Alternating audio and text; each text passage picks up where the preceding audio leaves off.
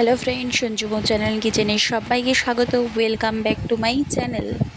সবাই ভালো আছে আশা করি, আমিও ভালো আছি। কেউ ভিডিওটা স্কিপ করো না, পুরো ভিডিওটা দেখার অনুরোধ রইল। আজ নিয়ে চলে আসলাম তোমাদের সঞ্জুমো কিচেন রান্নাঘরে পটল বাটা। নতুন একটা আইটেম। পটলটাকে পাকা মানে ফ্রিজে রাখতে রাখতে অনেক দিন পেকে গেছে, তো সেরকম পটলই নেবে। নিয়ে পটলকে কুচি কুচি করে কেটে তার সাথে লঙ্কা মিক্সিতে বেটে নেওয়া হলো।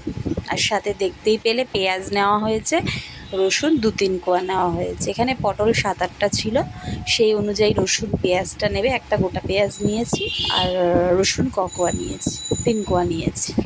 তো এবার দেখো, নুন হলুদ দিয়ে নিলাম বাটাটার মধ্যে।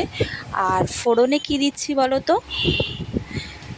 রিফাইন তেল বা সর্ষের তেল দুটো দিয়েই করতে পারো। ফোড়নে দিলাম শুকনো লঙ্কা, কালো জিরে আর পেঁয়াজ। তো একসাথে ভালো করে ফ্রাই করে নেব। ভালো করে ফ্রাই করে নেব, দেখতে থাকো বন্ধুরা। আর আমার 500 সাবস্ক্রাইবার কমপ্লিট হয়েছে, তো আমি ভীষণ হ্যাপি তোমরা আমার এতটা সাথে দিয়েছো। আর পাশে থেকেও আরও আমার চ্যানেলটাকে এগিয়ে নিয়ে যেতে সাহায্য করো।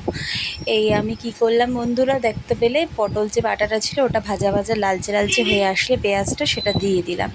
ভালো সুন্দর করে মিহি করে বাটতে হবে, দুবার বাটবে দেখবে মিহি হয়ে যাবে। একবারে হয়তো নাও হতে পারে, তো দুবার দিলে অন্তত মিহি ভাবটা তোমাদের চলে আসবে।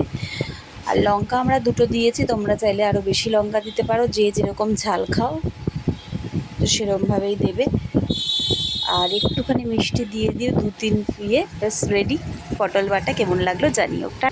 ভালো লাগলে লাইক কমেন্ট শেয়ার করে দিও, নতুন বন্ধুরা সাবস্ক্রাইব করে দিও।